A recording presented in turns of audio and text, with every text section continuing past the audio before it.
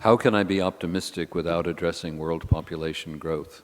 Well, the teeniest thing that I know here is that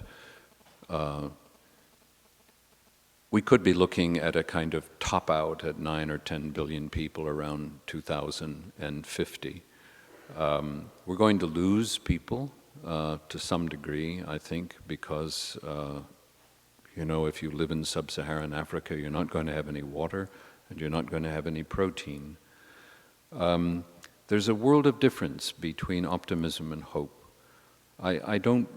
It's very unusual for me as an individual to find situations in which I am optimistic, but I'm hopeful. And the reason I'm hopeful probably is the really remarkable range of human imagination. At the turn of the 19th century, there were something like 6,800 languages, all mutually unintelligible, spoken by human beings.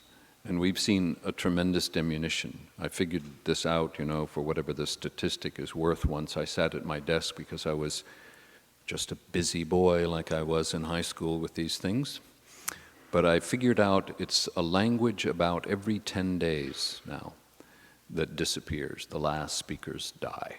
And many of these languages are derelict because no one is taking them up and they're only spoken by a couple of people.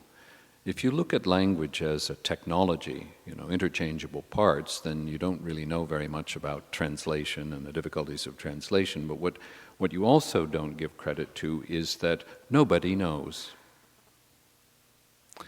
There are some emotions in the human heart that are so profoundly ineffable, they have never been named. But if you could talk to 6,800 different cultures and ask them their names for the human emotions, you'd have a beginning. And when we lose a language, we lose another name of the ineffable. That quality in human beings to invent a sound next to another sound that represents an image is magic. And when you see something like that traveling around the world, it lifts me. I can remember situations of really bad situations in which human beings were trapped. And I've thought at that time, both, yes, this is us, this is what we do to each other, but there are men and women there helping, and there are people there who are hopeful because they can imagine, they can envision another way. And many of I said earlier about reflecting on a recent trip to Auschwitz. I had some work to do in France, and I was determined that this would be the time finally I would see if I could emotionally manage going to Auschwitz.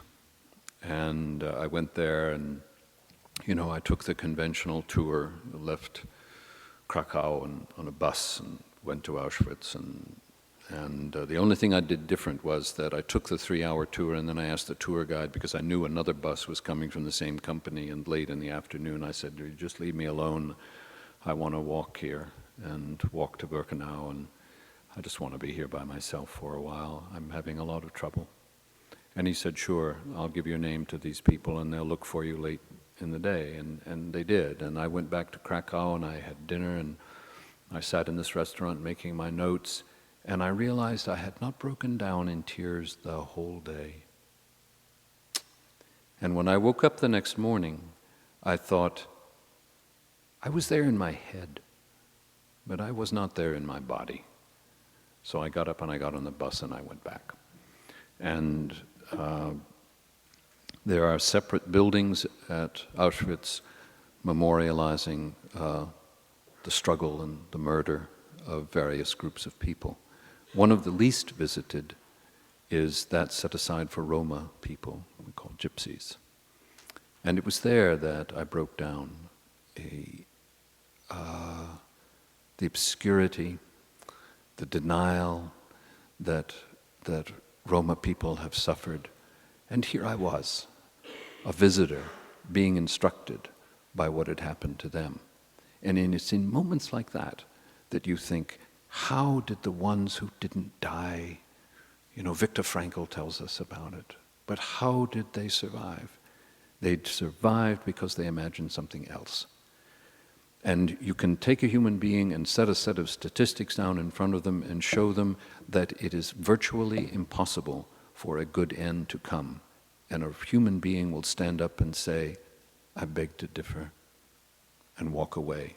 And that's the person you want to follow.